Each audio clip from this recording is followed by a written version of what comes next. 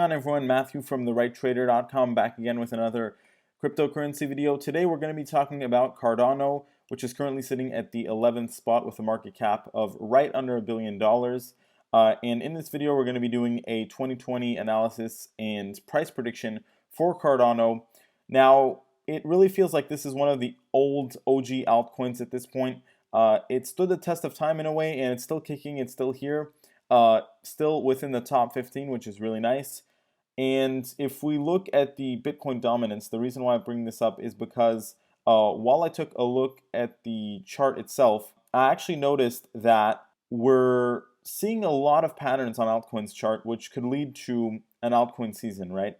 And I can't tell how big that altcoin season will be in 2020, but I think at the very least we're going to see the beginning of an altcoin run-up.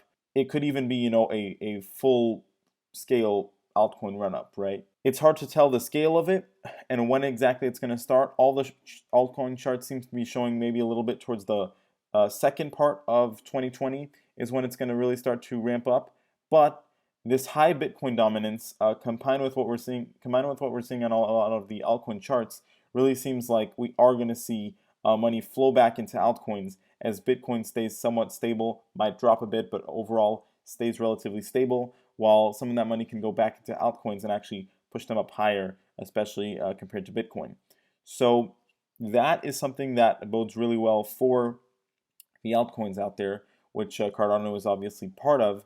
And I said the same thing for Ethereum. Litecoin showed bullish patterns as well. They do have their differences on each individual chart, but we're seeing a lot of bullish patterns nonetheless. And for Cardano specifically, we're going to talk about what we have right here. So first off, we have our long-term downtrend line, right? This is no surprise, but if you pay attention, we have actually broken out of this downtrend line right here.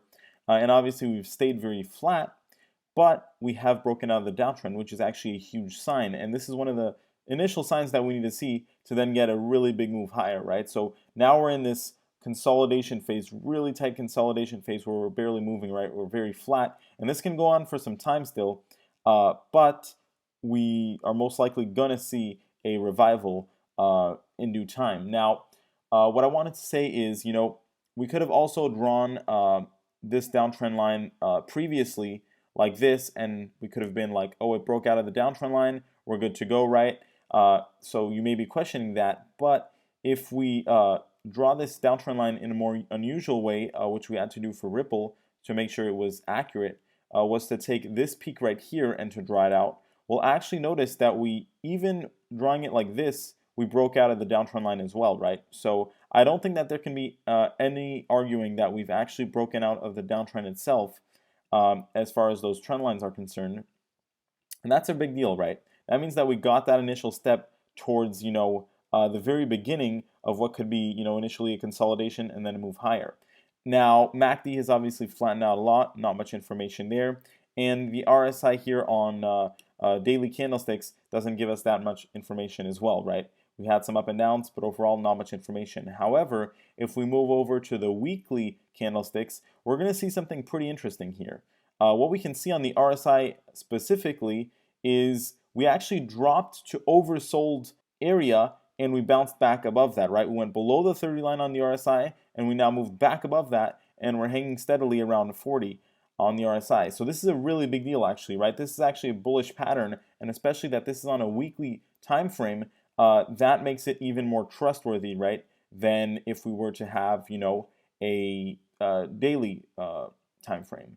Now, if I go ahead and draw out, this downtrend line, obviously like this, we've broken out of it. That would correspond more or less to this one right here.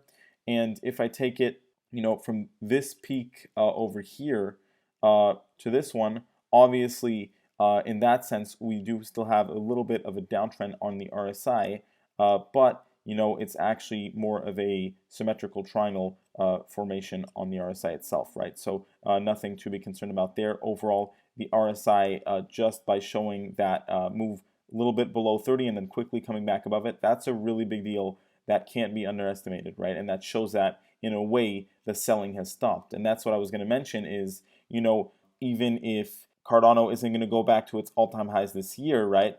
the selling has mostly stopped. I don't really see Cardano going any lower than where it has went, which was basically, right around 400 Satoshis. I really don't see it going lower than that, and I don't even think it's going to revisit that, to be honest. Now, one thing that was really bearish that we had is we actually broke below our previous major support here at around 500 Satoshis, and that was a big deal because that was, our super long-term main support, and we did break below that, which messed up some patterns on the chart and could be very bearish, but we really flattened out, and now we've just been hugging this resistance level at 537 Satoshis, right?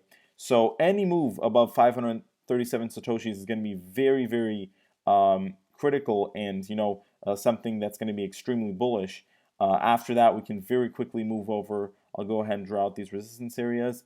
Very quickly move over to 650 Satoshis, and then it's just going to be a matter of climbing back up and reprogressing to the previous levels that we were at before, right? So right around 1,000 Satoshis, give or take. There's a lot of resistance in that 1,000 Satoshi area, so that's going to take a couple attempts probably to get back above that. For a bullish scenario in 2020 where we get a altcoin run up, I think we can make our way more or less near 2,000 Satoshis, right? I don't see us going higher than that, to be honest, in 2020, and that is a best case scenario, would be 2,000 Satoshis, but it's absolutely possible with the current patterns that we're seeing right now. Like I said, the first thing that we're going to want to see is a move above 537 Satoshis, which I'm very confident that we're going to see sometime in 2020. Like I said, could be a little bit more towards mid 2020 that we see a move like that. And as far as bearish scenarios, the one thing that we would absolutely not want to see and that would kind of kill Cardano would be a move below 400 Satoshis, right? That's absolute critical support that we cannot move below, or else Cardano is pretty much dead at that point. Now, like I said, we also on the moving averages have some really nice stuff going on. This red line is the 200-day moving average, and this one is the 100-day. The blue one is the 100-day. And these are actually flattening out and turning back over, right? Same with the 50 here, right next to the blue one. This is very bullish. If we get a cross on these, that's going to be an extremely bullish crossover and also going to signal a potential stronger reversal, since now we're entering this consolidation phase, right, between 400 and 537 Satoshis. Like I said, I think we're going to stay on the upper side of that for some time. And yeah, just spotting that breakout about 537 is going to be critical. A little bit more resistance at 650 Satoshis. After that, we're going to have a lot of room to move higher pretty quickly all the way to 1,000 Satoshis. So that's probably going to be the initial target once we start moving higher. Then if things really start picking up for altcoins and we get, a bigger scale altcoin run up, we could even make our way back to 2,000 Satoshis in 2020. With that being said, everyone, that's the end of this video. Make sure to check out my course on technical analysis. It's the ultimate guide to it. We cover buying and selling opportunities, how to spot them, how to spot trends, read indicators, candlesticks, everything you got to know. And it costs less than $40, literally the price of a t-shirt or two. And it comes with a 30-day money-back guarantee, so you've got nothing to lose by giving it a try. Feel free to message me if you have any questions. Also, make sure to follow me on Twitter for live crypto market updates. Thanks for watching, everyone, and have a great day.